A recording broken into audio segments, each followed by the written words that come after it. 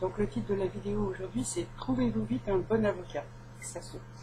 Parce que je ne sais pas que si vous avez remarqué, mais quand vous discutez de vos problèmes judiciaires avec Tartampion, dès que c'est que vous avez des ennuis, des problèmes judiciaires, c'est le conseil direct. Allez, trouve-toi vite un bon avocat. Trouvez-vous vite un bon avocat. Alors déjà, est-ce qu'il est forcément indiqué de prendre un avocat? Bon, moi, personnellement, dans ma vie, qui est quand même assez longue, comme vous pouvez le voir, j'ai jamais eu affaire à un avocat, sauf quand on m'y a forcé, quand on m'a imposé. Sinon, j'avais eu des petits soucis, j'ai fait des procès, toute seule comme une grande, sans avocat, et je les ai gagnés. Bon, donc déjà, est-ce que forcément, est-ce qu'il est vraiment indispensable dès que vous avez un petit souci judiciaire d'aller voir un avocat? Quelquefois, vous pouvez très très bien vous débrouiller sans avocat. Mais ce que j'aime bien chez les gens, c'est trouvez-vous vite un bon avocat. Et surtout un bon avocat, parce que vous, naturellement, vous êtes très con et vous allez mettre 3 plombes et vous allez chercher forcément un mauvais avocat. Donc non, il faut pas, il faut bien écouter les gens, les conseils intelligents des gens, vite et bien. Trouvez-vous vite un bon avocat. Alors, ça veut dire quoi ça, trouvez-vous vite un bon avocat? Vous faites comment pour trouver vite un bon avocat? Parce que moi, ça m'est arrivé d'être obligé de prendre un avocat. Jusqu'à un âge très très avancé, je me suis toujours tenue très à l'écart de ces gens-là. Et puis un jour, un huissier frappe à ma porte. Je m'en souviendrai toute ma vie, c'était le 22 août 2014. Et tchac, il m'apporte une assignation. Alors je lis, et je suis effarée parce que c'est très désagréable d'être traîné devant les tribunaux, surtout quand vous n'avez rien fait. Et donc, j'ai été convoquée devant le TGI parce que mon imbécile de frère, qui n'a vraiment pas inventé la poudre, le pauvre, m'accusait de bloquer une succession, ce qui est totalement faux, parce que moi, la succession, j'ai plutôt voulu qu'il se déroule. Donc, enfin, ce con m'accuse alors de blocage, ce qui était totalement faux, c'était grotesque comme accusation. Et deuxièmement, qu'est-ce que je lis? Alors déjà, j'étais vraiment paniquée, mais qu'est-ce que je lis? La procédure se déroulera devant le TGI, donc vous êtes obligé de prendre un avocat. Double peine pour un crime que moi j'ai pas connu, pas commis. Moi, je n'ai rien fait.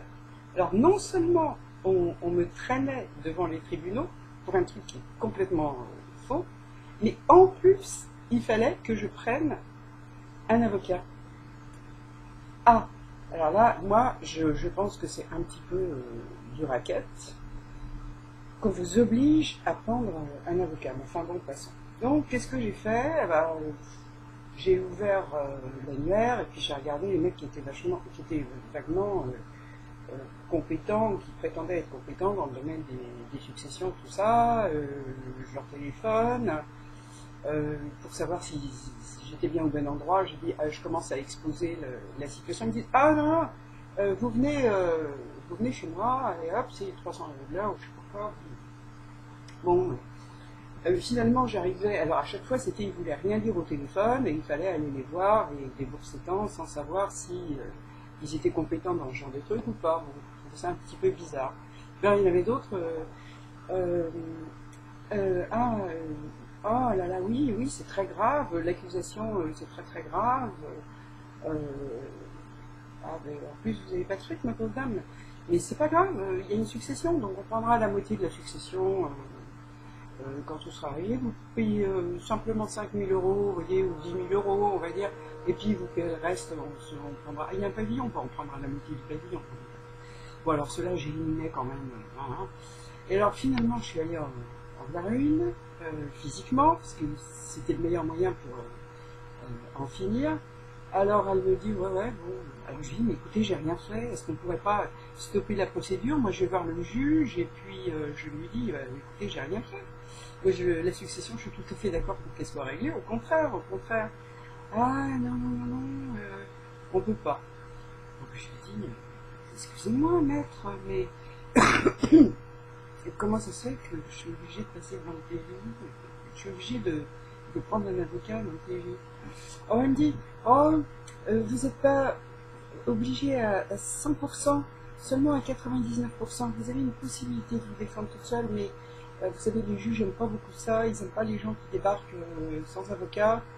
Et ils risquent de vous le faire payer, de trouver que vous êtes bien prétentieuse, et tout ça et tout ça. Bon, alors j'ai trouvé l'argument très tartignol, mais il se trouve que quelques mois auparavant, je me suis retrouvée devant un juge au moment d'une audience pour la mise sous tutelle d'une personne que je connais, et avec mon frère qui débarque avec un avocat, et j'ai remarqué que le juge était tout oui pour l'avocat de mon frère, et que moi, elle me faisait taire, parce que moi j'avais pas d'avocat, j'avais qu'une chose à faire, c'est l'affirmer, j'existais pas.